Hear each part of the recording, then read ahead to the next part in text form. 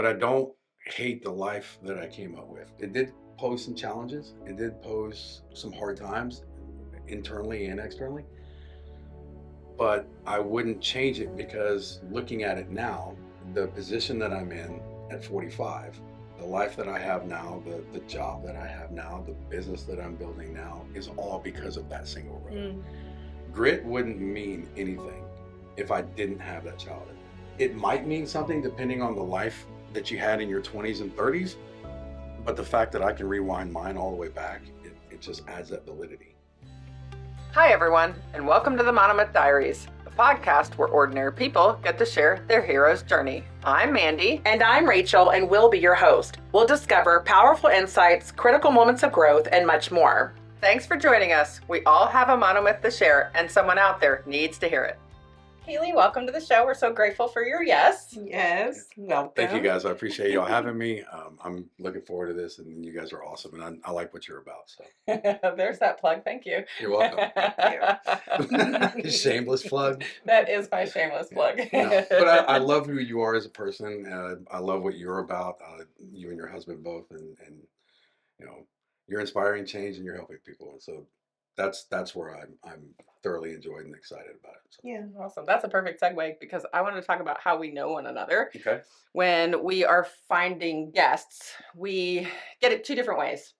We now, being that it's our second season, have people reaching out to us through our website and filling out an intake form. So we have people we don't know reaching out.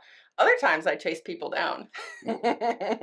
So I chased you down because I had an opportunity to hear you speak at a conference for work because you and my husband know one another. And I really enjoyed what you had to say. And so I chased you down. And I got your wife on the show first. Yeah. Usually how it goes. You got to let her go first. Yes. So after I met you and heard your story, you said, hey, you got to meet my wife, Tara. And we hit it off right off the bat. That was awesome. And so she was on in season 2, and you're going to air later, maybe in season 2, maybe season 3. We don't really know yet. So just keep that in mind. Absolutely. So for our listeners who haven't heard Tara's episodes, go back, have a listen, and you'll be able to put some of these puzzle pieces together about how you and Tara get connected. Or actually disconnected and then connected. Because that's really what the story was. That's what the magical story was really all about. Yeah. Right? She I'm going to calls need it, that tissue box. Yeah. Oh, We're all going to need I it. didn't think you were going to need it. But that's the way I like to see our journey together is what should have started as a connection, which it did to an extent, or we wouldn't have gotten married and had the family we had. It started as a honeymoon connection, and then just kind of got disconnected with some of the things that I was doing and some of the things that were going on internally with her and then me as well. Yeah. But then that reconnection is the most important part, and that's where we're at right now. So, and it's funny how it does work out, right? It's those connections of people and how you know. And yes, you did chase me down, but God put Webb in my life to show me things that I needed to be taught from a different standpoint of view in life, which then turned into what now has turned into a friendship, which has turned into us connecting and finding out that story, which has turned into this, and who knows what the possibilities are later. You know? Yeah. Amen. We had a guest on the show once call it the ping pong balls of God. He just keeps plopping ping pong balls down and bouncing around. So Yeah. I call them the road. You're gonna have 3 options. You're gonna have a left, a right, and a straight. Neither one is necessarily the correct one. It's free will. And God gives us that free will. You can go left, you can go right, or you can go straight. I gave you all the signs to go in the direction I need you to go in, but free will kicks in and we decide to go down a different road. But we all tend to make those turns and basically come back home, as you like to call it, right? And come back to the center of where we need to be. It's so true. Huh? I'm kind of philosophical. Yeah, it was nice. I like that. Because it's very true. That part. Yeah. Because I totally missaid that word at the beginning. And you're so easy to listen to. Yeah, you are. Wish my wife could hear that. She will. Hey, Tara. Yeah. All right. We should mention that too. You're the only husband-wife guests that we've had so far. In next season, we will have a husband and a wife come on the show together. That'd be great. Tara and I talked about doing that with you. That'd be awesome. I'd love to. That'd be fun. Yeah, that'd be. I think what I think would actually be a really good benefit for your audience probably is maybe do those 2 individual pieces or 3 individual pieces and then bring all 3 couples together. No, and just that'd do be like really one cool. Big massive. That'd be really cool. You know. Yeah. You know what they say, build your table. If you Yeah. want people to really listen, you build your own table and then see what people come. Mm. So that's what I'm trying to do. There you go again. Right. Love it. All right. Shameless plug. Well, we're going to segue into our Monomyth story starters, just a series of quick questions to get you comfortable. Okay. Which we know you're not uncomfortable. Yeah, we've already kind of broke the ice We're here. going to get Rachel comfortable. Yeah, I'm going to get me comfortable. No. All right, fire away, Rachel. Yes. Fire away. Favorite childhood game or toy?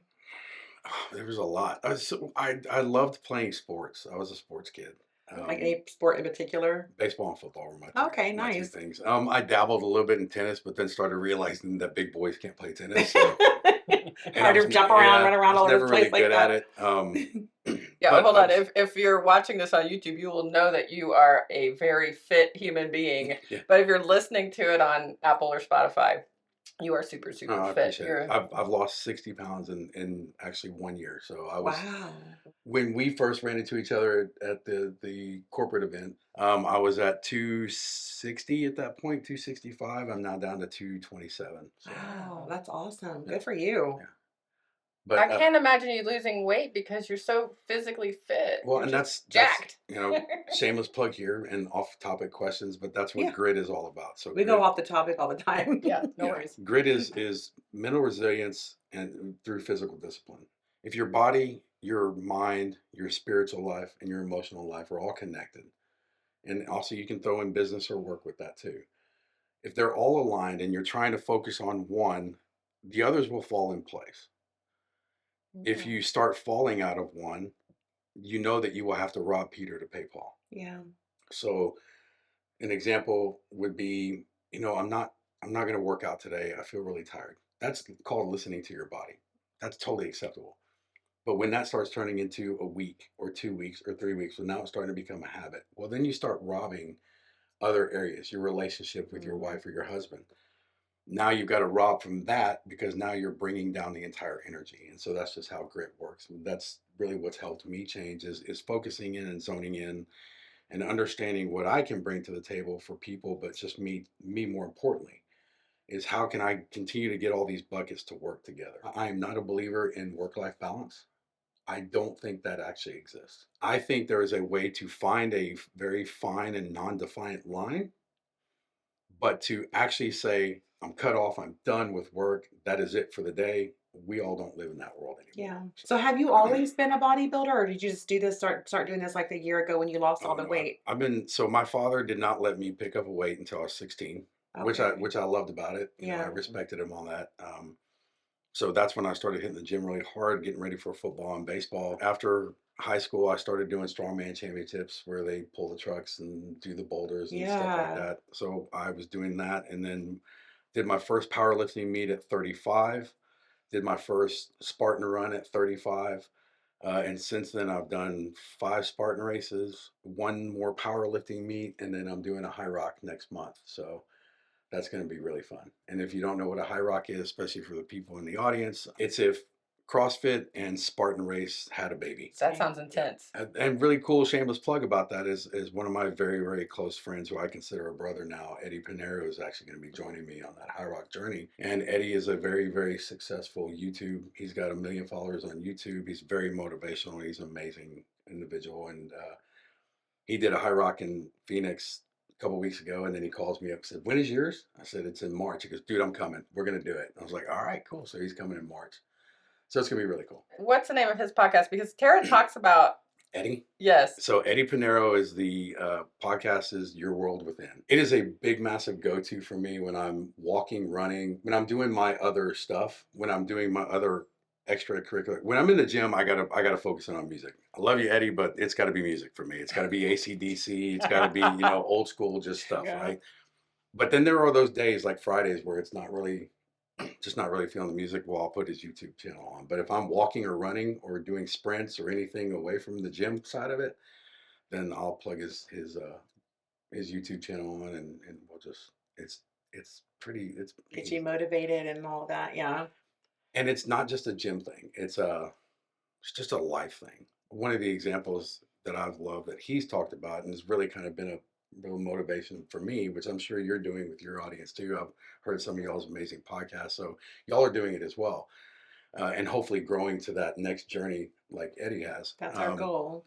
He's brought this one up about the ladder of life and how you have all these smooth rungs when you're a little kid and you're walking up it and everything's perfect and just the way it's supposed to be. But then you get to that point in life where maybe the screw on the ladder leg is just off just a little bit, and then the rung gets broken and snapped, and then another rung is just all rough, and you're climbing that ladder of life. It's pretty awesome. One of the things that he said on his podcast that has stuck with me, and he tells me on the phone all the time, is, you know, man, you're one decision away from changing your entire life. You just don't know it.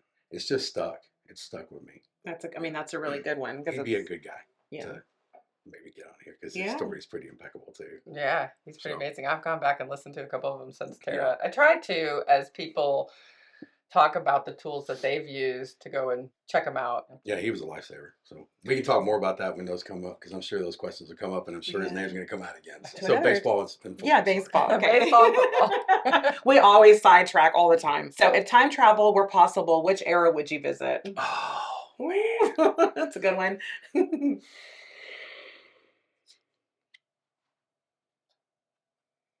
I'm going to get a lot of flack for this probably. And it's probably because of the people I'm going to mention. So if I could go back one period in time, it would be during the Industrial Revolution. I want to stand face to face with John D. Rockefeller. I want to stand face to face with J.P. Morgan. I want to stand face to face with Andrew Carnegie. I want to see how these guys lived, thought, worked, their passion behind the Industrial Revolution, the whole think and grow rich mentality. I'm going to speak this into existence. I'm going to pray for it through God, and I'm going to work until I die, until I achieve it. Okay. What's one thing on your bucket list? One? Really? One. Yep, just get one. You just get one. I don't really know. I feel like I'm... Like, what would be the thing that you can't leave this life without it? You got to do it. Okay. Well, if you're asking that kind of a question and I just have to do it at least one time, this is going to sound very conceited as hell. But I want to fly private one time. Okay. Oh, yeah. I don't care where it's at. And I know that's very achievable. Yeah. But just to have that feeling, because again, I'm a big believer in manifestation and visualization. Like, for example, I want to go to a Ferrari dealership and sit in a Ferrari. Not because I actually am going to physically buy one day, but I just want to know what it feels like. We can do that today. That way, well, I need to know what it feels like, because that way, when I do have that opportunity to walk in there, I know I can buy it. And it's just that. And so I want to know that this life is achievable. I want to fly on a private plane. You already know. You already know that it is. Yeah. That's cheesy, but I also want to go to Ireland and visit Ireland for 2 weeks. So. Okay. What is one word your friends would use to describe you? I can't say it, probably. My close friends, I definitely can't say what they would say. You could say it. We'll edit it out. Yeah. What's another one? I think it would depend. I think it depends on... Which group of friends? No. I think it depends on what period of life, right? My period of life at the beginning, especially with Tara, probably all around good dude, funny to be with. Maybe that was kind of the thing. Good time guy? Yeah. Can be annoying because he outstays his stay a little bit, especially when 2 a.m. rolls around. He's still drinking and hammering a bath and we're all ready to go to bed. But I think the way they would, one word would probably be resilient. That's a good one. That's what brought you here. So a movie you can quote by heart. Okay. That's a good question. That can't be a movie. So I got to give you a backstory on that. Okay. So there is a group of friends of mine that we all use. There was 4 of us. And as cheesy as this sounds, as being late 30-year-olds, early 40-year-olds, because I was in my early 40s too still, we would watch WWE pay-per-view events. Okay. We were still all in it. And there was one time we all went. We went to our buddy's house, and we all 4 of us together can literally quote movies just left and right. So we decided to play a game that night. And the game was, we could use any movie quote, and you could not use more than 10 quotes from a specific movie. And it had to fit the storyline of the wrestling match that's going on or the event that's going into it. So we started keeping tallies. We came up with 497 quotes from 68 different movies. We were just like, this is incredible. And so we took that as like, gold star. We all took it to our wives, and they were like, y'all are absolutely dumb. Like, this is what y'all do. It's like, this is why it's a guy's night. So Top Gun, Tropic Thunder, Rocky. There's too many. I can't name one. Yeah, that's okay. We'll just move on to the next one Yeah. then. How about sneakers or bare feet? Oh, I gotta have shoes on. What's a fear you've overcome? Failure. City lights or starry lights? Depends on the mood. Yeah, I get that. Because Yeah. I love the skyline in New York City. I love seeing it. Yeah. But I also love being at our aunt and uncle's house in Kingsbury Yeah. and seeing nothing but stars on their land. What's your favorite thing about your hometown? The Friday Night Lights. Okay, love that one too. That was my favorite thing too when my kids were in school. Driving by Legacy Stadium and seeing that big, massive sea of red in the stands there's just nothing like it. Are I you miss born them and days. raised Texas? Hmm? Are you born and raised Yeah. Texas? Mhm. Tara said the same thing about the Friday Night Lights, and I didn't really understand that. I'm not from here, and I think Yeah. football is so much bigger here. It is, especially high school football. Yeah. Yeah. Oh, I miss that. My sons played football, and man, I was there every Friday with my gear on, my T-shirts, my face painted with their Oak Ridge High School colors, and all that stuff. And I miss that so much. Every Friday night we were there on the field. Okay, what's your favorite scent? Leather. Well, I thought you were going to say Tara. I was thinking the same thing. I'm like, she's probably going to say his wife. I can't because she changes from day to day too. It just depends on. Oh, does she change her perfume? Yeah. Okay. She's got one in particular. She's got one in particular. If I'm not mistaken, she's going to kill me for not remembering. But I remember I had to go to 4 different stores to try and find it during Christmas. Well, there's so many out there. Oh my I think gosh. it was a Louis Vuitton one. Yeah. I'm probably not saying it right. She's probably going to correct me when she hears this because apparently there's 2 ways of saying Louis Vuitton. There's like a shoe line pronunciation, and then there's a perfume. I didn't know that. Way to say it? Okay. The perfume way. I don't know. I didn't know this either. She is way more girly, so yeah. I love it though. I love it. She was all perked up. We went to New York City and we walked into the Louis store and I'm sitting there going, oh, great. They just pull out that credit card, right? Yes. But she's very. I love it. I got to give her credit, man. She's very money savvy, but she's also a girl that when she wants something, she's going to get it. Yeah. She manifests and visualizes. And so she just knew on this trip, I don't care what it is. It could be something as a scarf. I'm going to buy something from the Louis store, just say I've done it. And it just so happened that 2 days before we got to New York City, Louis Vuitton released their cosmetic line. Mm. And there was only 2 places you could purchase their cosmetic line at, New York City and Paris. Oh. Nice. And so we walked in and she bought a lip balm that's in a replaceable case, Louis Vuitton case. And so she walks out with this pretty little Louis Vuitton bag out in the corner of New York City. And I was like, hey, I don't care. It says LV on it. So. That's brilliant. Mm-hmm. Mm. Well, thank you for answering all the questions. Sure. Hope we all feel like we've broken the ice. Yeah, your song did great. Yeah, we should probably move on to your story now. Yeah. You're just, like I said. I think we're good. I told everything. Yeah, that's it. Yeah. That's the story. No. Sticking to it. No, I know more. I keep looking over here and seeing my beautiful bride, and so it's like, you watching me? Where is she? She's on the bottom left. Mm-hmm. Oh, down here? It's funny. I was thinking about her picture today, and I thought I want to redo. Like I want her to come back and take. I had surgery, so she didn't get to have a video of our recording because we had to record downstairs, and I had just come off of surgery, and I really just didn't want to do that. I'll be honest, and so but it gives a cool story to her story. Yeah, she was so willing. She did not want to postpone, so I was grateful for that. Yeah. She's like, no, let's do this. She was excited. She was really excited. She's breaking into this side of things, and she mentioned that. She said everybody wants to know Keeley's story. And I said, no, I want to know your story. Sorry, babe. She's got an incredible one, though, too. She did. We went and had, I think it was breakfast that morning. We didn't know each other, and I felt like I'd known her forever. She was so easy to talk to. It's the energy and the heart that she brings. Yeah, she had an incredible story. So big plug. Go back, listen to her story. Once again. All right. Well, we're going to rewind the clock back to your formative years when you were younger. Mm-hmm. We always talk about our childhoods. It seems that that's something that we always talk about. And we're not vilifying anybody. We're just talking about what your life was like. And I think you said it best that you love your parents and you're not mad at your parents. Yeah. So to piggyback off of that, when I tell the story of my childhood, sometimes there's always that preconceived notion that people have of they were this, they were that. And I don't want that. You have to understand, again, like we had discussed on one of the questions, they were baby boomers. My dad was born in 1940. My mom was born in 42. So they were the ones that you just put your nose down to the grind and you got it. And then this is how they were raised. And that's how they raised us. And a backstory that I found out as recent as a year ago, my father's childhood was way worse than mine. And I heard that from a cousin of mine who he and I keep in touch now. And so, and I wanted to answer some questions to why, right? So with that said, I love my, see, already starting. Yeah, get him his tissue. You got them. Where are they? Oh. No, I'll just use my hands. I'm a dude. I don't use towels. Okay. I love my parents. I have respect for them. Do I think that they could have done things different? Yes. Could I do things different as a parent? Absolutely. I know those things. My kids are very vocal about it. But I don't hate the life that I came up with. It did pose some challenges. It did pose some hard times, internally and externally.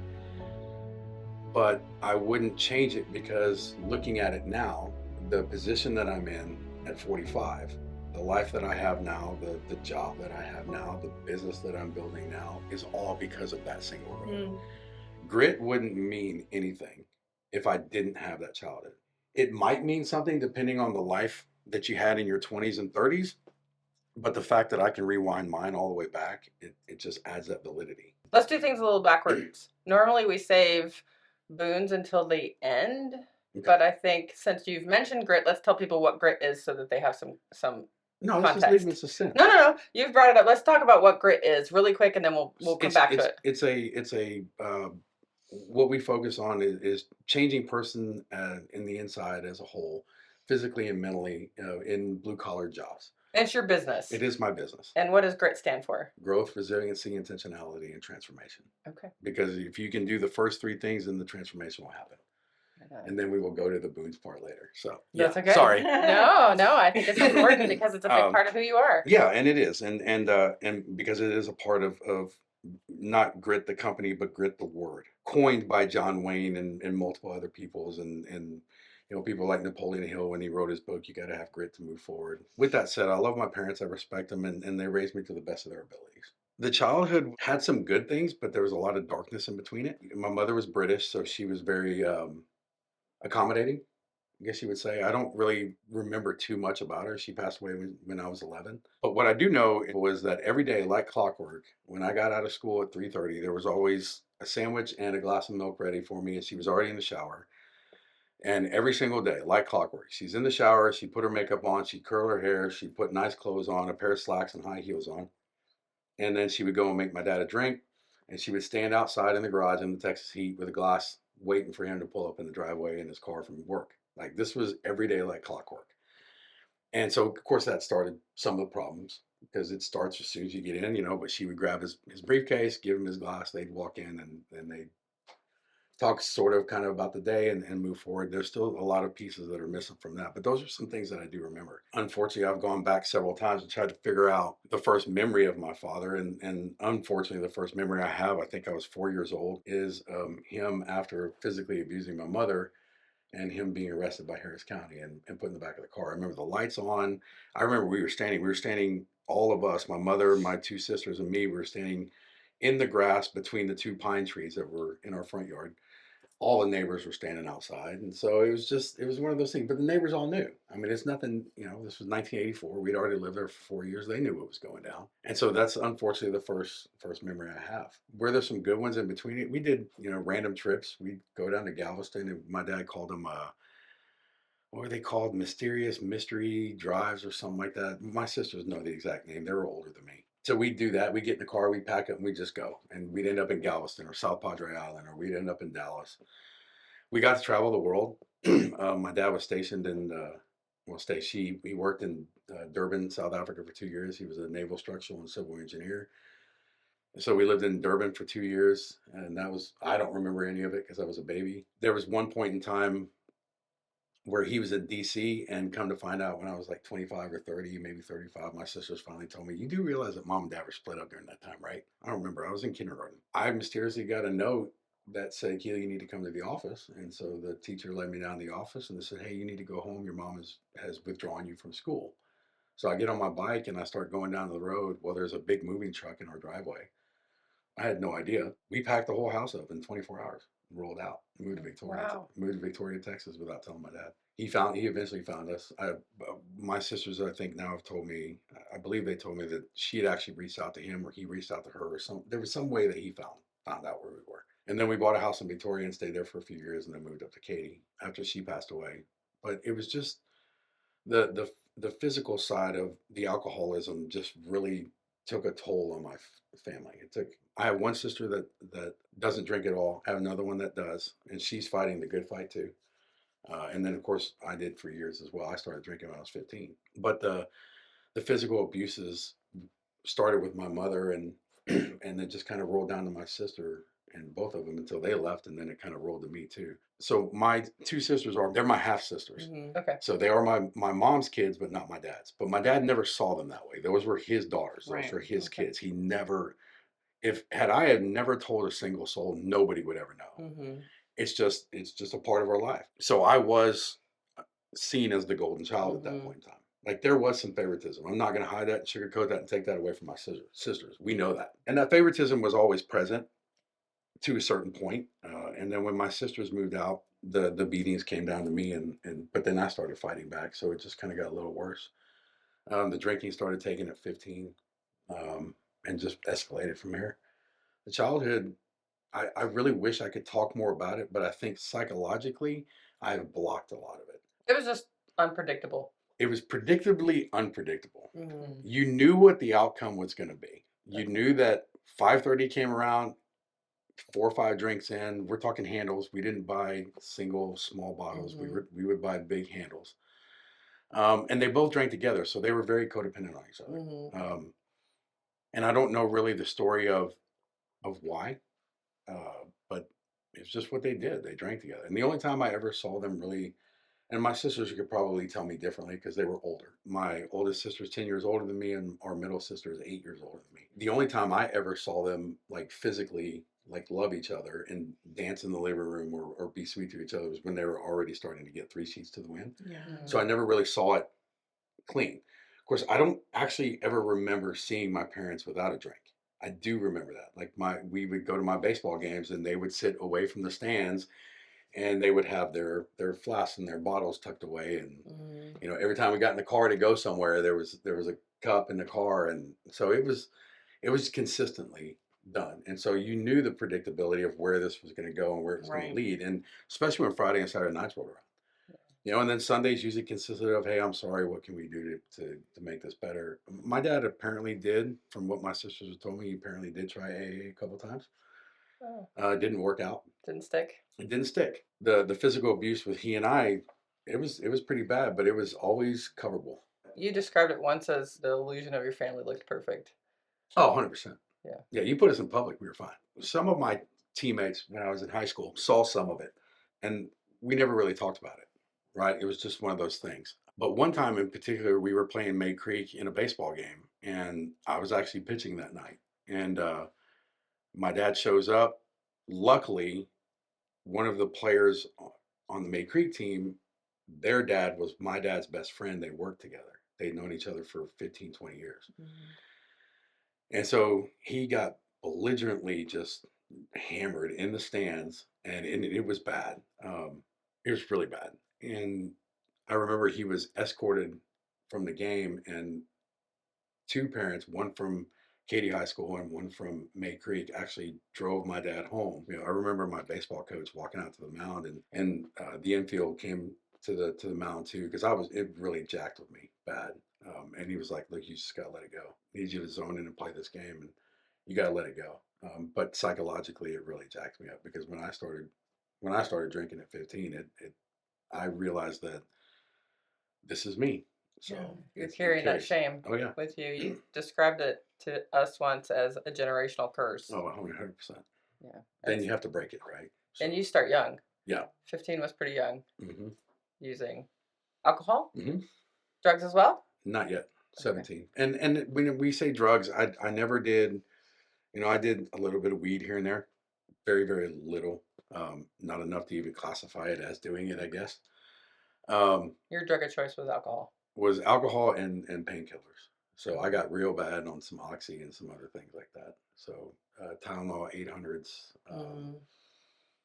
oxy, Percocet, anything I could get pill like to take some of the pain. And I don't know if I was numbing the pain away of the mental stuff and the physical stuff, or if I was numbing because I was just hurting, or maybe it just made me feel good.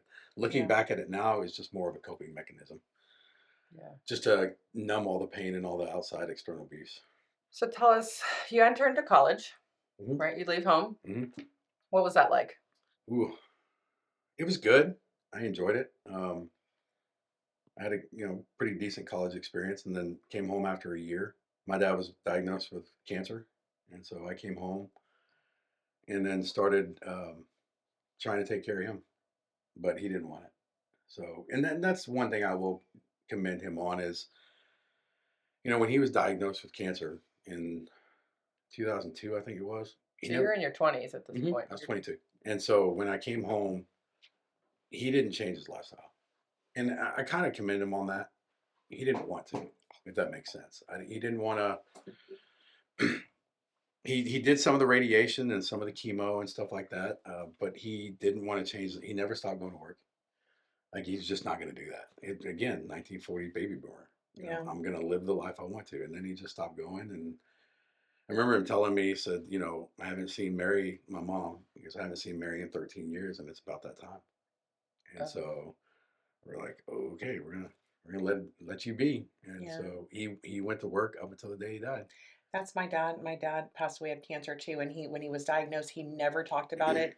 He never got upset about it. He just lived his normal life, did his normal everyday things, and was happy and outgoing and just doing his thing. So that really helped us kind of deal with it a little bit. Yeah, most of my college experience was me getting my bachelor's degree while I was on the rig working offshore. But college was fine. It was okay. It was a dark time because that's where I can't say that my drinking took a whole another level of turn. It's getting worse. It was getting worse, really bad. But I was away from home too, though. But the psychological jack up that it had with me, because you just never know what was going to happen, right? My dad was very unpredictable. He was very predictably unpredictable because you knew he had a short fuse, you knew that the temper was there, and you just you knew that he thought he was stronger than concrete. But at that point in time, he was in his 60s, and so I just never knew, being that far away, if something was going to happen or what was going to happen. And then even when I came home, I started staying other places because I just didn't want to be involved.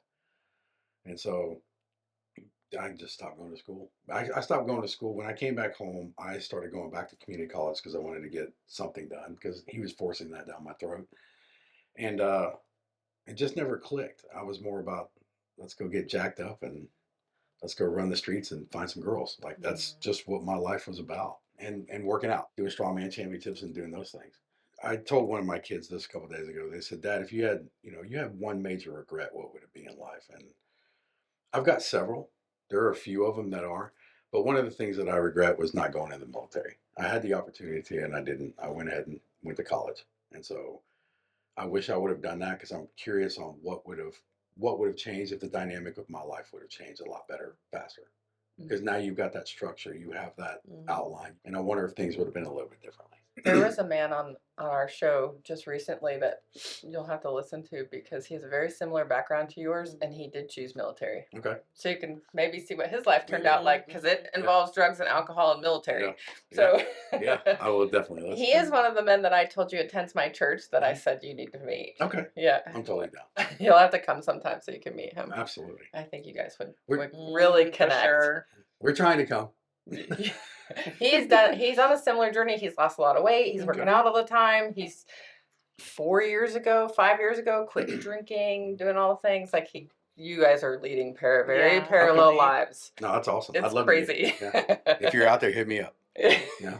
We'll connect you guys. We'll go do lunch. All right. So college is also the time where you enter into the oil industry. Mm-hmm. Okay. And that plays a big part in your life as well. Yeah. Yeah. So I worked offshore on my first rig was, and I won't name names, but my first rig was a Bethlehem jacket rig, which is born. It was built in 1960s, and so it was your typical let's go watch it on movie or TV, and then that's what we were doing. And psychologically, it took a toll. I wasn't used to it at first. I remember the big shock culture that it was.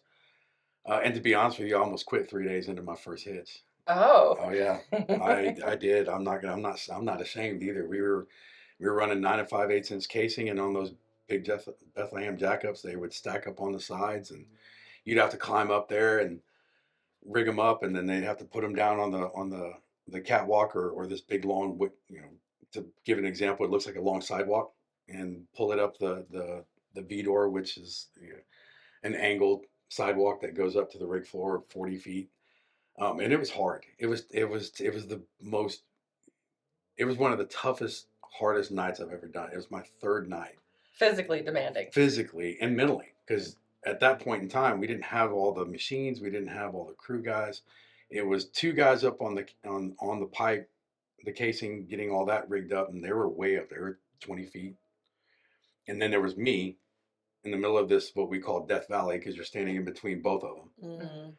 And you're physically running back and forth, just constant running back and forth. And I'll never forget going to, he was our deck pusher that time, after lunch, and I'm just soaking wet and I'm just mentally tired. And I was like, I can't do this.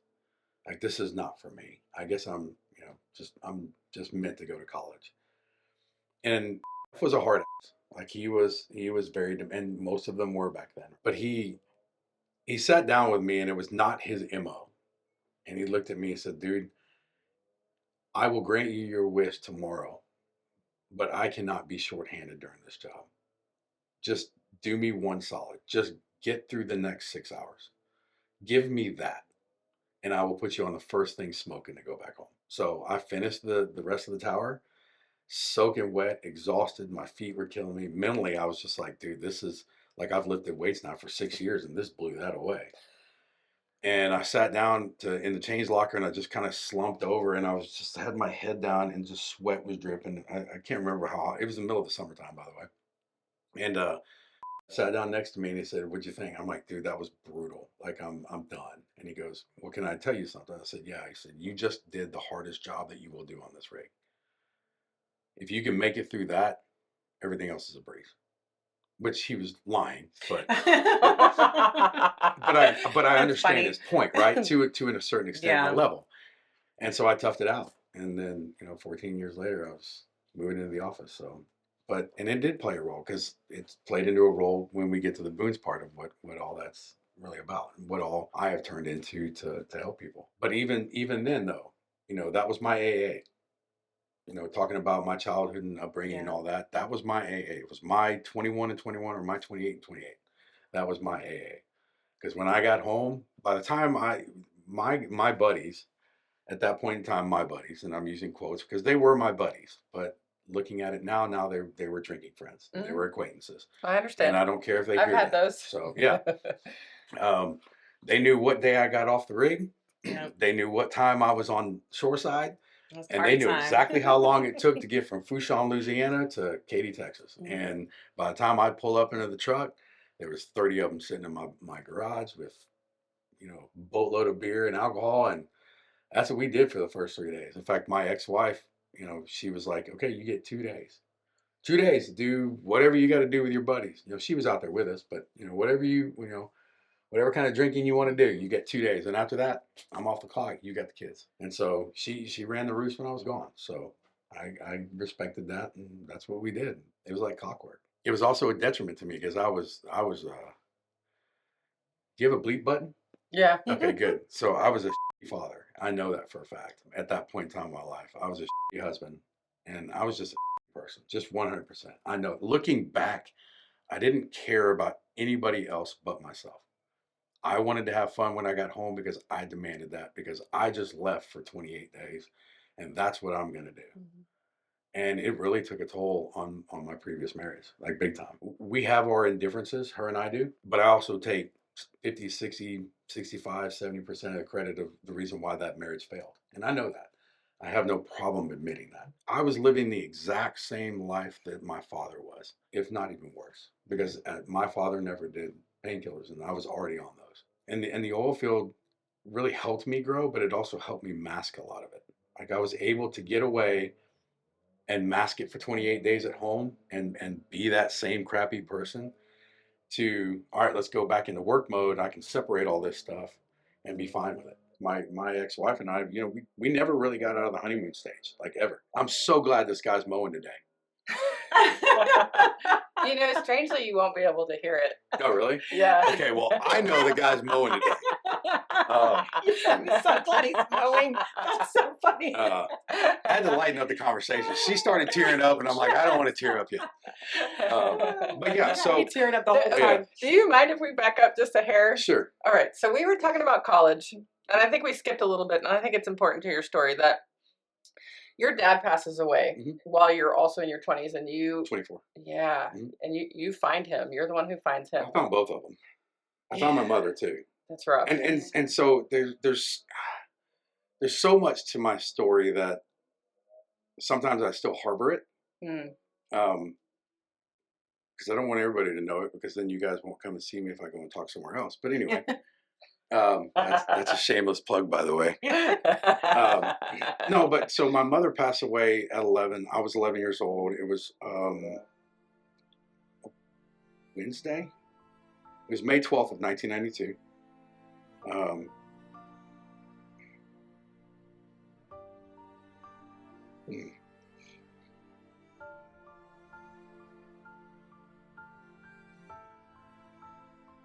It still hurts because I feel like I was robbed, and I blamed God so much, so long for that. But I came home and my sandwich and my my sandwich and my milk were on the counter, and I walked into the bedroom and I asked my mom if she was okay. She said, "Yeah, I'm fine." And I was like, "Okay." So I'm gonna make me a sandwich, and she was like, "Okay," and made my sandwich, got my own glass of milk. And I remember going to the bedroom and laying down watching TV. And at 3:42, 3:43, there was 3 bangs at the garage door. We always kept the garage door open because back in those days, 92, kids left the garage door open so you could see if the bikes were in the garage or not. Yeah. We didn't have cell phones to double check if our friends or if Life 360, which is something else, man. These kids got to stop tracking themselves in a friend group on Life 360. That's just awkward. Yeah. But anyway. We kept the doors unlocked in those days. Yeah. Windows open. Yeah, car windows open. Yeah. Right. I don't need to know where my friend Keys is. in the car. I just need to know if his bike was there. Yeah, right. Exactly. So I heard the 3 bangs. Got up from my room, went down to the 3 bangs, and there's 3 EMT Victoria emergency response teams there, and said, "Did somebody call 911?" And stupidly, I said, "Hold on, let me check." That's all I knew what to say at 11. And ran down the hallway, opened the door, and my mom was she was laid out with her head turned to the right. The phone was in her hand, her right hand. Her left hand was on her chest, and her knee was propped up, and she was kind of catty cornered like this, if that makes sense, on the bed. And then I just screamed down the hallway. They ran down. They shut the door, and I tried to get a hold of my dad, but back then, the cell phones weren't like in everybody's hands. Yeah. So the only thing I needed to do was call the office. The office didn't pick up, which really kind of made me weird. So I called my teacher at the time, Miss Jocelyn, who has passed away too, God rest her soul. But her husband, his desk was right next to my dad's at the same company. They were in Port Lavaca, which was 60 miles away. So I called Miss Jocelyn. She got a hold of her husband. Her husband told my dad, and he actually drove him from Port Lavaca to Victoria because he was like, "Jack, you're in no state to drive." I remember the light coming through the window when I opened the door to the bedroom and saw her laying there. I remember she had her brown and white striped shirt on, her khaki shorts. Like, I remember all that. The flower quilt or bed spread. And then standing outside, my teacher, when they wheeled her out, I knew it was bad because my sisters pulled up shortly as they started wheeling her out, and her face was covered, and I knew it. And so Miss Jocelyn, she put her arms around me, and then we went down to the hospital. and we waited for my dad. They didn't tell us anything. It's the only time I've ever seen my dad collapse, and I didn't even get up, which was sad. I think the car pulls up, and I remember turning around and looking through the windows, and my dad is getting out of the car. My two sisters run outside, and they tell him, and he just collapsed to the ground. So, yeah, that hurt. That stung. And then I think the thing that happened next is probably the catalyst to. In fact, I know that part of that was the catalyst of me living with high cortisol consistent levels. But it was also the catalyst to me living the life that I did until I was 40. And I remember saying goodbye to her and telling her that I loved her. And then my dad looks at me and says, "You got a baseball game tonight at 6:45. You better go." And I was like, "Are you kidding me?" I never said that to him, obviously, but in my head, I'm like, "You really want me to go and play a baseball game?" The same day your mother passed away. Same night. Yeah. We also had baseball pictures. So I actually have that, you know how when you were a kid, you had all the baseball card pictures? Yeah. I still have that picture. You could probably look at it and see that boy I didn't in there. smile. Yeah. There was just, it's funny because I look at it now and you just see the darkness or the blank darkness. Yeah, sure. You just lost your mom. Yeah, I took pictures that same day. And so I remember the team, it was so weird. They were like, "Well, let's put Keeley in the middle." And I remember turning to my coach like, "I don't want to be in the middle. Put me off to the left. Like, I don't even want to be here." Yeah, no, of course not. And I had to pitch that night. Oh, gosh. I do remember Victoria was, at that point in time, was like Katie. It was really small, homegrown. Everybody knew, like the minute something happened, it got out. Everybody knew, yeah. I remember he was a good friend of mine. He was my catcher, and I rode with him and his dad. His dad was our assistant coach, and we started driving down towards the baseball field. And I remember seeing just cars parked on the street, and I was like, "This is uncommon." And when we get to the field, San Laban Field, the stands are packed. There's from classmates and parents. Yeah. The first base and third base sides were packed. There's a spot that was left open just in case my dad wanted to come, because that's where they always sat.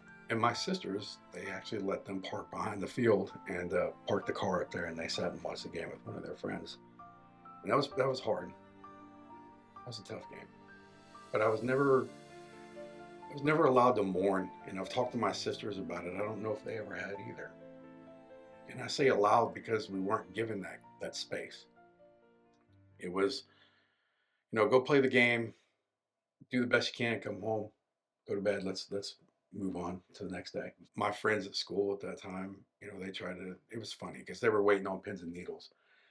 I had a crappy batting average. I was a pretty good ball player. Like, I could hit, but I was way too chunky at my age, right?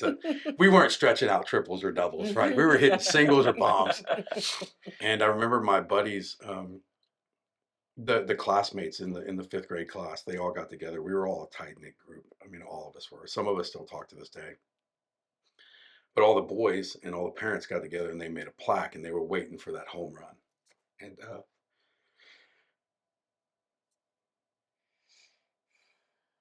yeah, so I hit it on May 21st.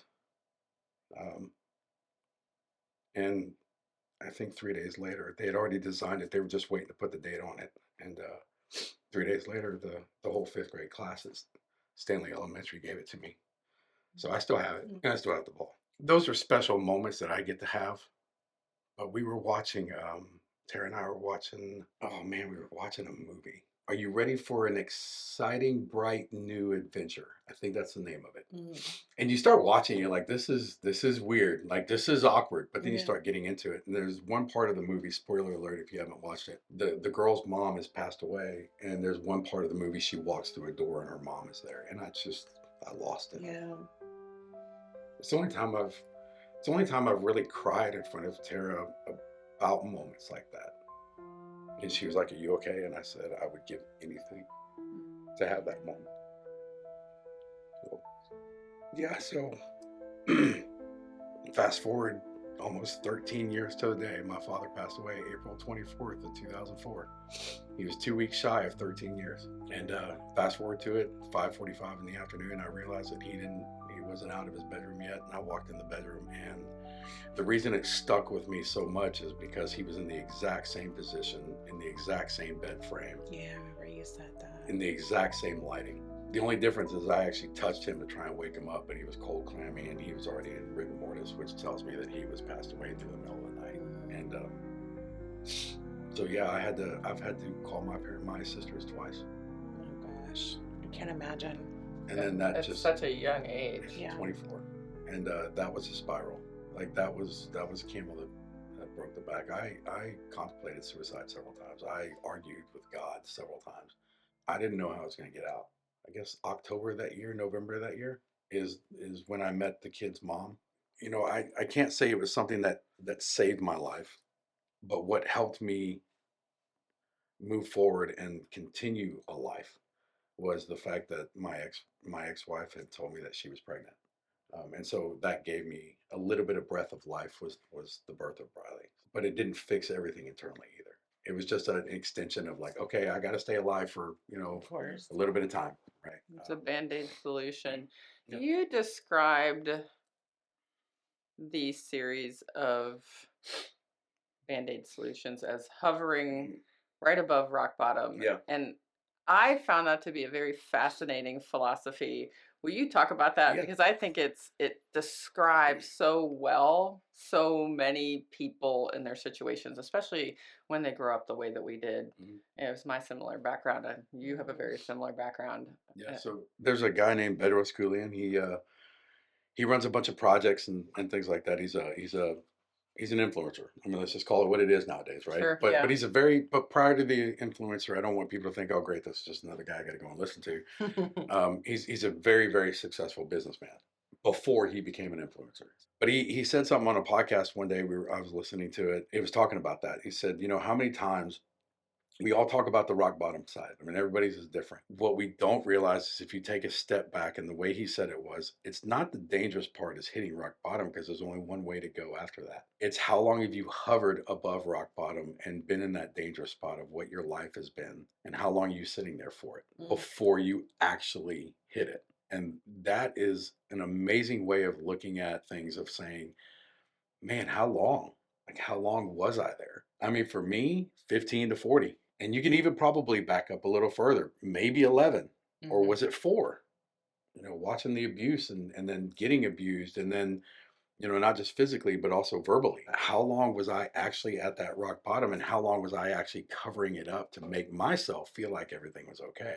I put a post on TikTok yesterday or 2 days ago, about self-awareness, meaning I looked great on the outside. I felt strong, felt good, but really on the inside, I was just dying and breaking because I didn't know where I was at. Being self-aware to be able to have hard conversations and do this. I was, no, I'm the old field guy. Nah, I'm not gonna play that game. I'm strong. I got this. Yeah, and we do as men, but you do as ladies too. Y'all carry a totally different weight that we, even though you guys think we can read minds, don't know. We wish you could. Yeah. Well, us as men are glad that y'all can't, because some of the stupid things we think about. I'm kind of glad we can't either. Yeah. I don't think I want to know. No, I do not. I do not. But yeah, hitting that rock bottom, hovering is the dangerous part. Is how long does somebody sit and hover? Yeah. Because that is the part where, I can see the light at the end of the tunnel. Yeah. You can, but it's continuing to get further and further away. It's a very interesting way to say that. I love that. So this is one of those moments. Your first wife and your first child have you hovering. Yeah. Yes. Yeah. But I started diving deeper into that hovering thing. How deep is the hovering? Is it 4 feet? Is it 1 foot? If we had to put a measurement to it, or is it 10? Or is it continuing to? Are you continuously hovering, and it's just continuing to get deeper? Right? Because the part with my ex-wife, and then having Briley, maybe I was sitting 4 feet and it just didn't get deeper for a little while. and I was just kind of doing this, but then something else would pack up, and then it's like, okay, Yeah. now I'm going to sit and go a little bit deeper, because that darkness inside of me just continued to grow and got worse. And I know that. I mean, because it continued with Tara as you listen to the episode with her. You know, she probably came out and heard some of those So things. the hovering is basically just the not dealing with all of it. It's covering it up, Yeah, and you're just covering it up over and over again, and just it's getting deeper and darker. and You and we know. do it subconsciously and Yeah. consciously, right? There are Right. some things that we cover up, alcohol, pills, but like, did I know that I was Right. mentally abusing my ex-wife and my current wife now for so long, and that I learned from my dad? Did I know I was doing that? No. But is that a part of hovering? Yeah, because you're kind of you're covering it up and masking it, and giving that band-aid of, oh no, that's not me. But really, you're just not being self-aware of what you really need to do and how you need to be. You didn't have the tool set to look at yourself and take accountability yet. Mm-mm. But I love that you did. Oh, it took Tara though, but yeah. Accountability is Yeah. It's gonna happen. thing. It's gonna Yes. happen. Yeah, no, and But it doesn't happen right away. no. Because as you said, you marry, you have children, Mhm. and you continue down a dark path. Oh yeah, yeah, it was bad, and divorce, made it even worse. Still doing my thing. You are what you've seen and what you were raised around. And I didn't start realizing that. I always thought I was, no, I'm better than. And in fact, I even defended that. Right, I defended it for years. I defended it with my ex. I defended it with Tara at the very beginning, and it always came out. Well, at least I've never hit you. Okay, kudos to you. Check box. Here's a Right. star. Thank you. Yeah. You are right. But I've grown to learn that, which I should have already known, because I know that I've experienced both of them, physical and mental abuse, or verbal. I've experienced both of them. You think that I would know as a person and as a human being that the verbal and the mental side of it is, you might as well just hit me, because you're doing it. You're just doing it psychologically. It's true, and it can hurt more. And I've heard 'cause it's people like say that. long term, the bruises go away. I've The heard long term, I've heard effects. men and women on several So occasions true. say, I wish you would have just physically beat me, because it would have hurt less. Yeah, Because it's it so true. stings. And it's like, oh, dude. And when I sit and think about that, it's like, okay, did my dad really do it wrong? Yeah. Yeah. Well, Paul, the reality is amen. there's a better way. Right. There is. No but, matter what. I mean, but pause for effect, right? Sure. There is. And then after talking to my cousin about it, I was like, well, what's the difference? And when he finally told me how my dad was off broad, your dad and your uncle, his dad, saw different things different ways, which is why their relationship was rocky. He said, but both of our dads were 1,000 times better than grandpa. You're 1,000 times better than your dad. So it's about that forward movement. It's that generational curse that we carry. The alcoholism, the abuse, the things, anything it could be. I mean, it could be anything. It could be, we've got guys in the oil field and in industries that know their dad, but don't really know their dad, because their dad wasn't home. Yeah. He was a workaholic. Is that saying that he was a great father? No, he provided for me. He did a great thing. But was he at baseball games? And if he wasn't, could he have been? But how involved? Like, really, how involved? And I was at that too. Like, oh, sorry, we're gonna bleep that one out. You're fine. You're fine. I was bad about it too. Is when I got home from the rig, it was, no, I've done my 28, or I've done my 21. Yeah. I'm good. I'm done. Like, I put the bank account full. I've seen how much you spent.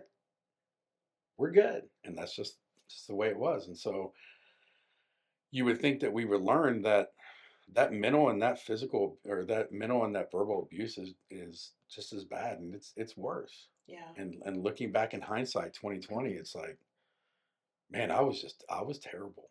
I was terrible. And I have no problem admitting that. I've admitted that to my ex-wife. I've told her that. Like, I'm sorry. I did not love you the way you needed to be loved. And I know that I did a lot of terrible things. And to be able to say that and have that, and genuinely mean it, not just say it just to have face. I mean, genuinely look her in the eye and tell her that. It felt good. Yeah. Because I knew that I was on that spot of, I'm not hovering anymore.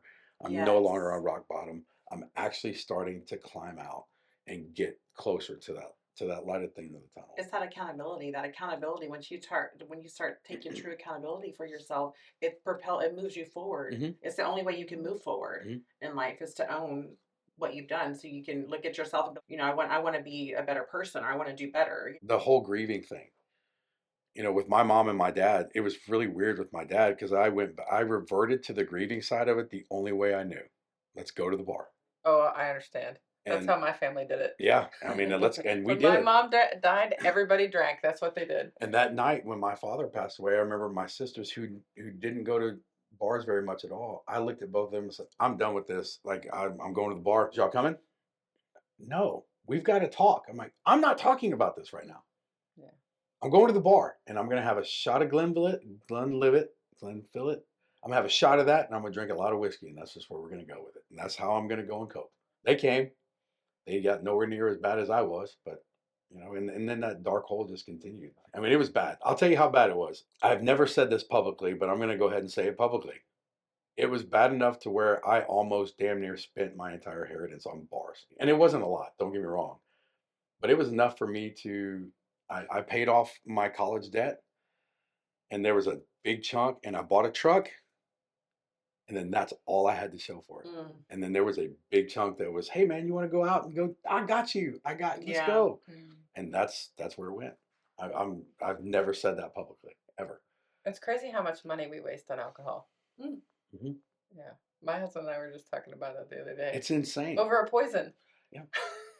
Which is legal. Exactly. That is legal. Yes. I don't know why it's not illegal. I've got some other thoughts on some other things that are naturally God put here for us. Yeah. But to that point, there was a coworker that came up to me and they had said, because of your mental health talk that you had talked at the company for, and your resilience and your passion about it, I decided to make a change, and I have lost 18 pounds. And I was like, that's awesome. She had said, you know what the big catalyst was? Is the fact that me and my husband quit drinking. That's awesome. Yeah. That's really good.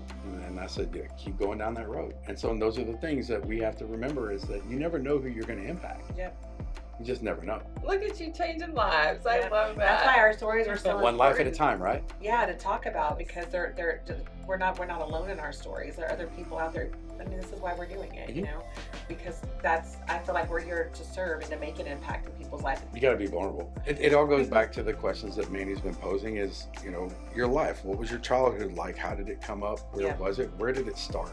What was the beginning catalyst? And it's like, well, watching my dad get escorted, you thought that being 4 years old, and that's the first memory you have as your parent, and seeing bruises on my mother's face and a neck brace and all kinds of other stuff. It's like, these were all things that happened due to that. And you would think I would never go down that path, but it's that generational curse that we carry. And it's legit. That stuff is real. Yeah, I don't 1,000%. You will never, ever sway me on that. I don't care how big of a dude you think you are. You come up to me and say that I am full of that because I believe that. Dude, let's open up your book and you be as vulnerable as me, and let's see how much you mimic exactly what you've seen and you've done. Yeah, it's so true. It's insane, the things that people don't realize, that they are generational curses. Well, and our parents did the best they could with the tools that they had. Right. Not blaming them. No. But as adults, we have to take a look at our story and learn from it and take accountability and say, I'm an adult now. These are the things I need to work on. Why is my life like this? Mm-hmm. Let me work on it. You have two choices. You can either sit in the pain of where you're at, or you can sit in the pain of choosing to be different. It's pain no matter what. Right. Growing pain. And I'm scared. Yeah. So to that point, I'm scared. Here's why I'm scared, Mandy, is the saying that our parents had and their parents told them, there's no book on this. Yeah. And we thought, in our generation, I'm going to raise our kids the exact same way our parents raised us. You will ride your bike and go here and go there and da-da-da. Well, they didn't have a generation of iPhones. They didn't have a generation of Netflix. Yeah. They didn't have a generation of laptops and computers when they raised us. We didn't get that until we were in high school. Yeah. And late high school. We're talking junior year, senior year. Mm-hmm. And even then, they were touch-tone phones. You weren't texting and looking at social media, right? And you had minutes. You have 100 minutes, and 70 of them have to be to me to tell me where you're at. There's no book on it. But what are they going to do when their kids are older? When they're starting to raise their kids? Mm-hmm. If you thought it was bad because we had to deal with cell phones, Netflix, and all this other stuff, It's way It's going to be worse way now. worse. Yes. So what generational curses will they be carrying Yeah. on? Yeah. You know, there's a scientific study, and I probably shouldn't bring this up because it has no bearing, but this is really crazy about technology side of it. There's a scientific study that just came out that has started noticing that babies' eyes are closer together and their backs are, when they're born, they're starting to get hunched. And the reason being is because the generational genes Yeah. Oh, are yeah. carrying, and now because this is I can what see that. this generation is doing. Has nothing to do with anything we described That's in this okay. podcast. That's okay. Those interesting facts, though. We want to know. It's Fun Fact Thursday. Yeah, exactly. So it's Lawn Crew Thursday. Yeah. Lawn Crew Thursday. Yeah, right. Empty cup of coffee Thursday. Empty cup of coffee. He's hungry Thursday. Yeah. But you know the thing that is, there's no one point that I could really point to and tell both of you guys this is what started it. Is it the alcohol that I had? Is it the abuse that I had? Is it the abuse that I caused? Is it the alcohol that I did? Is it the pills that I did? Is it the times that I laid in bed and had the 9mm to the side of my head? Is it any of those? We don't know. What I can tell you is the day that it actually stopped, right? And all of those things, and to go full circle when we started the conversation, I wouldn't change a thing. I would love to have that opportunity to say bye to my mom. I would love to have the opportunity to look at my dad for the last time and tell him I loved him, instead of him telling me, I love you, son. And me looking and opening the back door and looking at him and go, really? Because you have a funny way of showing it, you piece of, and walked out the door. Yeah. That's the last thing I ever said to him. So I would love those opportunities to go back and change it. He knows now, because he's seen what I've done. Right. So I hope and pray that there will be a day that I can stand in front of him and tell him that. But, you know, at the end of the day, I wouldn't change a thing, because it's put me where I need to be today. Yeah. Whether it's at 45 or 25 or 86, it doesn't matter, as long as the journey starts. Yeah. So That's awesome. yeah. So you keep mentioning your moment. Let's talk about your moment. So you were saying that you were married to your first wife. Y'all had 3 children together, right? Mm-hmm. Two daughters and a son. Yeah, and you said that you verbally and emotionally abused her. Mm-hmm. Oh, 100%. And you've acknowledged that. But you divorced because she finally has enough. Mm-hmm. And what happens after? Like directly after? Well, I can tell you right now. Generalities. What happens next? Well, I can tell you. Because if you go back and listen to Tara's story, we already know that Tara's been popping in and out of your life. Oh, yeah. Being a neighbor, you knew her in high school, all the things. So Tara's repeatedly popped in and out of your Did story. Did she tell you about the brown pants she used to wear to high school? No, but let's talk about the brown pants. Well, we can always cut it out. That was eye catching, man. That's what started it. Them legs in that butt walking down the hallway in those brown pants at Katy High School, in between Mr. Petros's class. Oh, that's funny. So yeah. You can edit that if you want, but the funny thing is, you can now text her and be like, "Oh, brown pants in high school, really?" Yeah, there we go. She talked about this. Pants. She talked about this cute boy with curly hair. I mean, for people who are listening, Keeley does not have hair. No. I used to have an afro. I can show you pictures of it. I had tight curls and blonde hair. Yeah, as an Irish boy. Oh, really? I'm Irish and British. You're gonna have to give us a picture so we can drop that in the. Well, there's only one, and I've got these fake shoulder pads on, and I'm in my underoos, but I got a jersey on. It's really funny, and my hair is just big curly. Yeah, you're gonna have to give us that picture. We'll drop it in. Okay, that's fine. I'll show it. I have no problem. There's no shame in mine. I'll just show them. But yeah. So, well, rewind just. So yes, we had ties. We had consistent ties. We never lived more than like 20. It's weird because you think of 20 miles, you're like, that's actually kind of far. But when you live here now, 20 miles is not far. Yeah. No, it's although not. It still takes you an hour to get 20 miles. Yeah, right. But 20 miles really isn't that far. But we actually started closing in closer and closer the older we got, obviously. But when she was a kid and she moved to a place, I was in Kingwood, which she was right there. Yeah. Just 3 exits down. And then when I moved to Victoria, she was 20 miles away. And then when we came back to Katy, she literally lived 3 neighborhoods to the right, which really wasn't that far down No, Mason you're always Road. in the vicinity. When we moved to our different house, she was just right across the street in a different neighborhood because they butted up next to each other. So we were always right. Just, God was like, hey, she's right here. If you just step out of your box a little bit, Yeah, here's a girl I have for you. Yeah. But when I did get married to my ex and we separated, and then Tara and I ran into each other in November, like fully. Well, actually, there's a couple of interactions here and there. She Facebook stalked me. I Facebook stalked her, and yeah, you all ran into each other at a wedding. yeah. So that was in December. That was her brother's wedding. Yeah, that was awkward. Yeah. You all also ran into each other once when she was dating some other guy. Yeah, at Mo's. Yeah. Yep, we were at a bar. I was at a bar. Yeah. She was there because he wanted to go to the bar. And she had just deleted me apparently on Facebook because he had gotten upset. Yeah. We won't name the names to protect the innocent, or maybe guilty at this point. Hey, but you know who you are, and thank you so much for that. I appreciate you doing that because it led to something bigger. Yeah, right. But she's told me she freaked out when she saw me because she knew there was some energetic attraction to both of us, not just physically attracting, but there was something deeper, spiritual, that was still kind of moving and pushing us closer together.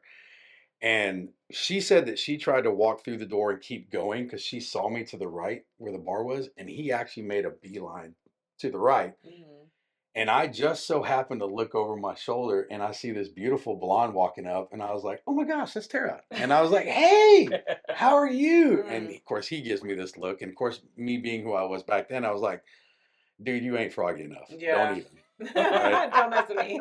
And we just said hello, and she was very awkward and very just kind of standoffish. And I was just like, okay, I'm going to grab my drink and have a great day.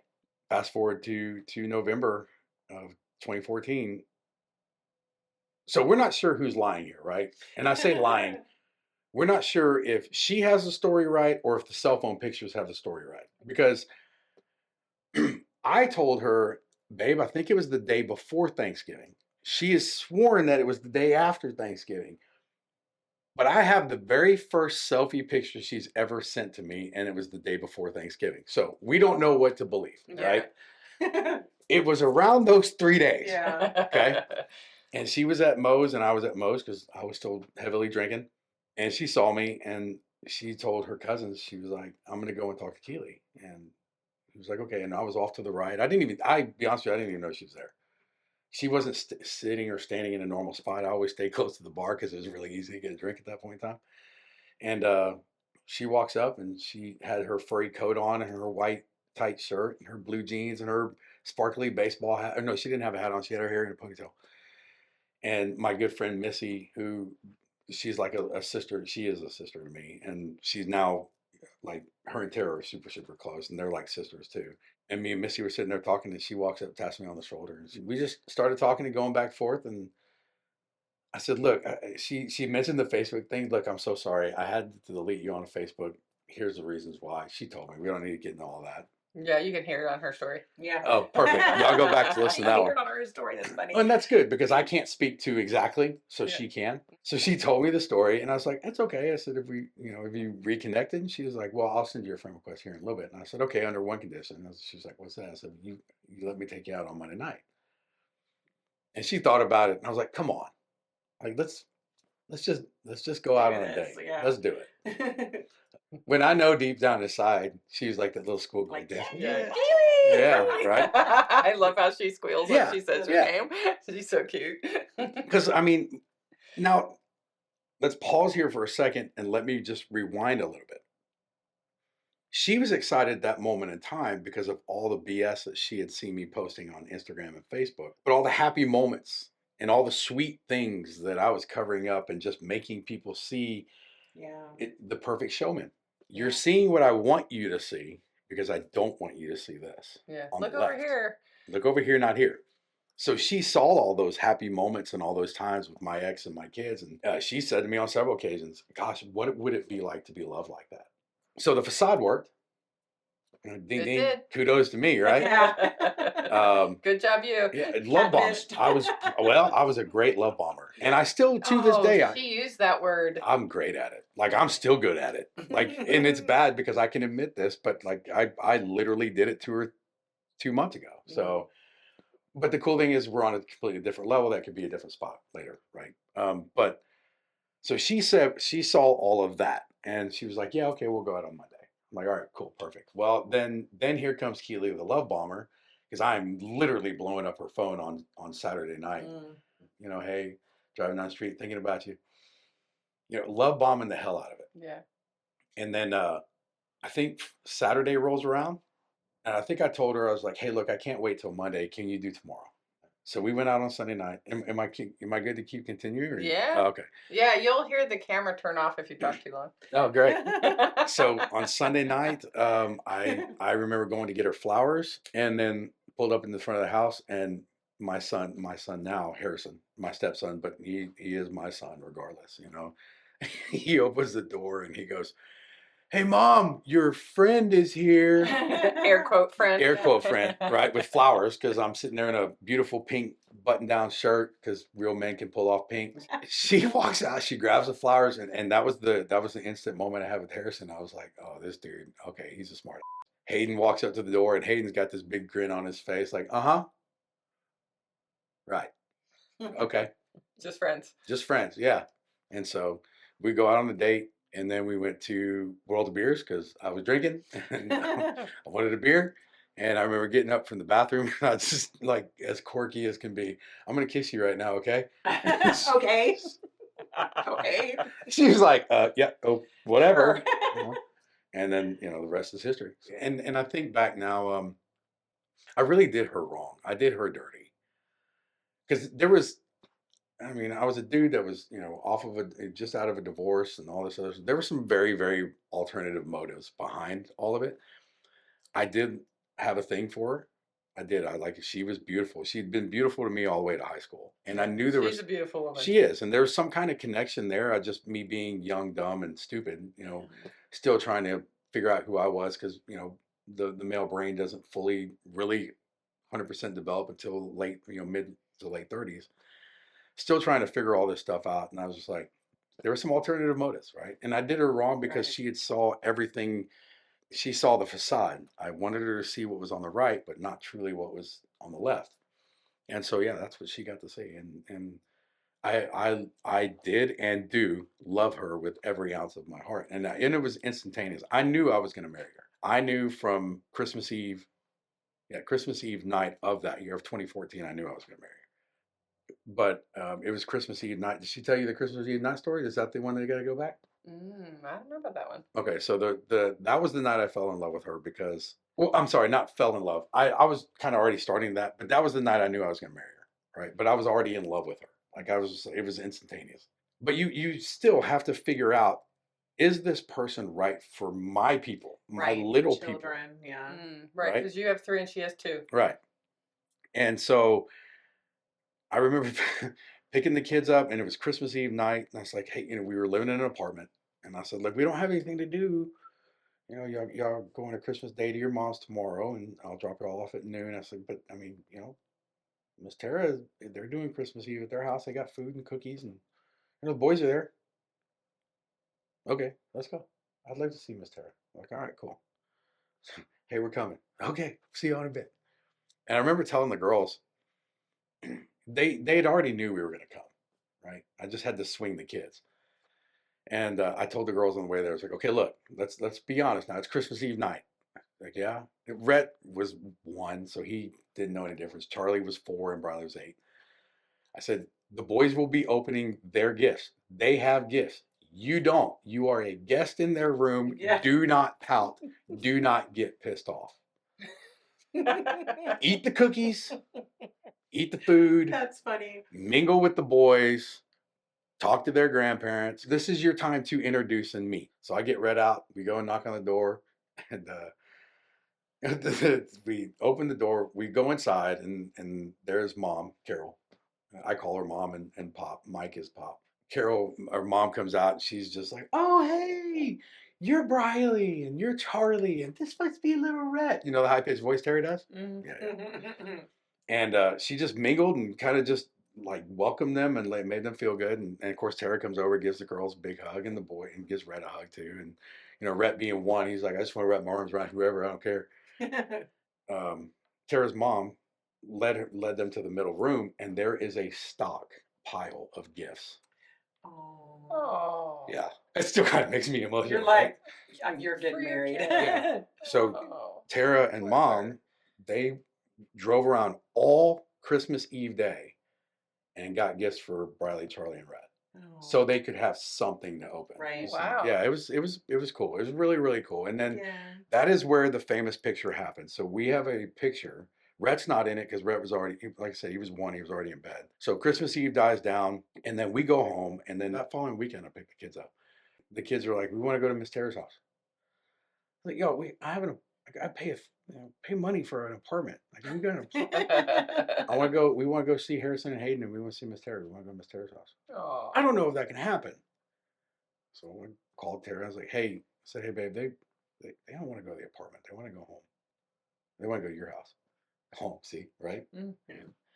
And she was like, yeah, like, to do what? I was like, I think stay the weekend. Oh, no. Yeah. She's like, okay.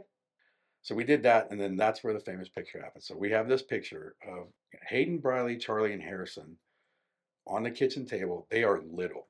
Hayden, I think, was 10. Harrison was 8. Briley was 8, and Charlie was 4. And there is crayons and paper all over the desk. But they're all sitting there coloring and making pictures. It's a side picture where you can see all their faces, and it's printed and it's up in our bedroom. And that's what we call the famous 4. Yeah, I love you know, we have the Fab 5, but that's the famous 4 because that's the picture that will always stick in our heart. And then 2 weeks later, we have the Fab 5 picture, which I have printed, and it's in a frame, and it's at Rhett's. It was Rhett's 2nd birthday. That's when the family started. That's when we knew. But again, that's a nice story. It is nice, but she saw all this. Yeah. She didn't sign up for any of that. But she didn't realize that she was getting a dark side of you as well. No, she didn't. She thought she was getting the Facebook side that she saw prior for years. In your mindset, that's where you wanted to be.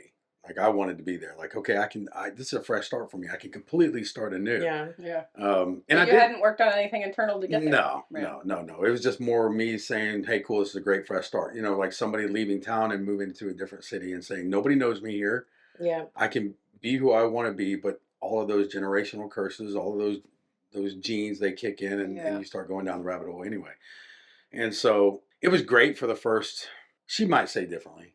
I think it was the first year. You know, it was a lot of everyday hanging out, which is what we still do today, but it was more controllable, meaning, okay, I don't want to screw up totally out of the gate, so let's just be sensible about it. So when we would go out, I'd have like 1 or 2 drinks, and mine was Jameson, so my choice was, let's just go straight JMO, you know, with a few couple of ice cubes and then call it a day, or like a big tumbler. Super Bowl Sunday, since it just happened. Obviously, this is going to air much later, you know, but for the record, I'm glad the Seahawks smoked them. So, and I hope Eddie hears that. But I used to get tumblers, and I would fill them all the way to the top with Jameson, put a couple of glasses of ice in, or a couple ices in it, and that was my thing. So I would sit and think in that new spot that we were at, like, okay, if I just have this, I should be good. Yeah, I'll control my drinking. Exactly. But then the real Keeley started coming out. It started turning into 2 to 3 to 4. And it just kind of continued to spiral from there. And she took it like a champ. Everything that I did with my ex, I did with her. When you start that whole new series, you think that you can start off and start with a whole new, but then the darkness and everything starts creeping in. And to be quite honest with you, I didn't open up fully to her about really anything. And to a point, rightfully so. As I told you guys at the beginning of this, I've got a lot of holes in my childhood. Mm-hmm. I'm still putting things together by talking to my cousin and my uncle. I hadn't talked to my uncle in 25 years, and he just recently passed away. But I had a good 6 months where I was able to talk to him and start really putting some pieces together. But a lot of the things I've chosen to subconsciously probably put away, and some of the books that I've been reading has really opened up those doors and given me that opportunity to see that. But yeah, so as I stated, I was a great love bomber. I still am to this day. Like, I can turn it on and turn it off But it's a constant evolution of growth, right? Right. You constantly have to grow. And now Tara and I are 45. Sorry, babe. She don't look it. Well, she don't. And we definitely don't act it either. Like she's still one of the most amazing, loving, outgoing people. Just tries to bring joy in our marriage every single day. And sometimes it annoys the hell out of me. But, like running through like me coming through the door from office day and she just wants to jump up and put her arms around me like a monkey. And it's like, oh my God. So you wouldn't know what to do without it, huh? Well, no, but we bring that up too. She did not have the opportunity to interview Tara because this was before Rachel came on board with Monomyth Diaries, so she hasn't had the opportunity to meet bubbly Tara. I would love to, though. You would love her. I watched her episode and she seemed really bubbly, but I've not met her in person. Yeah, she's very outgoing like you. Yeah. Well, and so she got the really worst of it. If I had to compare my two marriages. See, my ex had the ability for me to get away. She didn't. So for the first 7 years, she got every day. And so it was snarkyism, if that's even a word. Nobody Google me on that. It was constant mental abuse. And that's no lie. Like, all right, it's all about being honest, isn't it? So I'm a very vain person. Very vain. I am right now at the age of when my dad just stopped working out. But I have a plan for myself. Like I have goals and ambitions. And I would drive that in a lot deeper. And then it was pulling her joy. But we have an understanding. She's a very beautiful woman. I love her inside and outside. And I always will. But I work out. I want her to work out. But my purpose of working out now has completely changed. It's something different. It's a different reason now. Long story short, it's no longer me wanting to be the biggest guy in the room. It's me being able to pay with my grandkids when I'm 85. Yeah. And I want her to have that same joy because you've met her. If she doesn't have that joy and that ability to do that at 85, it's going to wreck her on the inside. So I want her to have that same joy. But going back those first 7 years, it was, you're doing this wrong. You're saying this wrong. I don't like how you're handling this. It was just, everything just kind of I never really opened up about, in fact, we didn't talk about my parents. It was easy. Like it was a very, very short conversation. How did you feel when your mom died? Well, it sucked. Let's move on. I mean, that was the extent of it. But I could give her all the advice in the world. Look, hey, let me forewarn you something. You really need to take advantage of the time you have with your mom because when it's gone, she's gone. Well, how was it with yours? It sucked. Let's move on. So it was those Stonewall, right? Yeah. Great way to, because I'm still at that point, I'm still hovering. Like I still wasn't ready to open up and be who I truly was meant to be. But she got the mental abuse. She never got the physical side. The drinking, and I didn't drink every day. That was a problem. I'm a social drinker. So when I drank, it was all or nothing. Yeah, you didn't have an off button. I don't. I would keep her up, knowing that she had to get up on Saturdays to work. So I'd get hammered. We'd start fighting. She just wants to go to sleep, and I wouldn't let her. So I would keep her up till 6 a.m. and then pass out until 1 or 2 o'clock in the afternoon, knowing that she had to get up at 9 o'clock to go and work at 10. So that was that mental and that psychological abuse. And at that point, when I finally got sober, is when she said, "You might as well just beat me," because it would have been a lot easier to get by that. She took it like a champ, man. She didn't need to. She didn't deserve it. And to be honest with you, my ex didn't either. When I think about those moments, it's what I saw when I was raised. It's how we coped. And how my dad and my mom showed each other love was, as long as you're fighting with me, then I know you still care. It's the minute you're like, I'm good, and you just roll over and go to bed, those abandonment issues kick in. And I have abandonment issues, bad. They first started with my parents. When I use the term abandonment when it comes to my parents, God decided to call them home. And to me, I had a lot of resentment towards God for that because he took them from me. And so that's that leave. I'm done. What I saw in my parents when they used to fight is they would fight, argue, and immediately make up.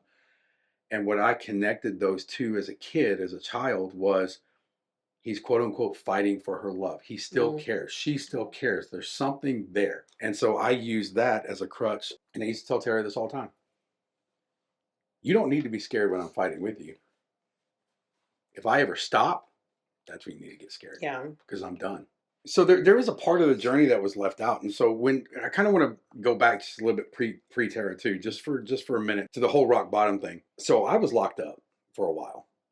And so, and I've been in and out of jail several times. And so I'm actually in the process of getting my mug shots, and notice how I put an S behind it. I actually almost had charges filed for felony for almost killing a correctional officer because I hit him while I was drunk. You would think that sitting that time in jail would have been a rock bottom spot, and for me to reflect and be able to see, and it really wasn't, right? And so there's that connection of, well, dude, how much more did you have to have? It's all of this that leads up to that mental side and that generational curse, those deep dark demons that you just don't want to explore. When I went through this process, one of the best books I ever read, and I think we talked about it, was Dark Side of the Light Chasers. And what she had said in that book was so powerful that everybody, when they're born in a house of 30,000 rooms. And then as you get older and you're told no, or you see experiences, or you go through beatings, or you go through alcoholism, or you go through this, you close those doors, you turn the lights off, you close the doors, you lock them. And then by the time we're at our 30s, we're living in a 2-bedroom house in our mind, and we're just too chicken to go downstairs and start opening doors and cracking them open because you're afraid what you're going to find.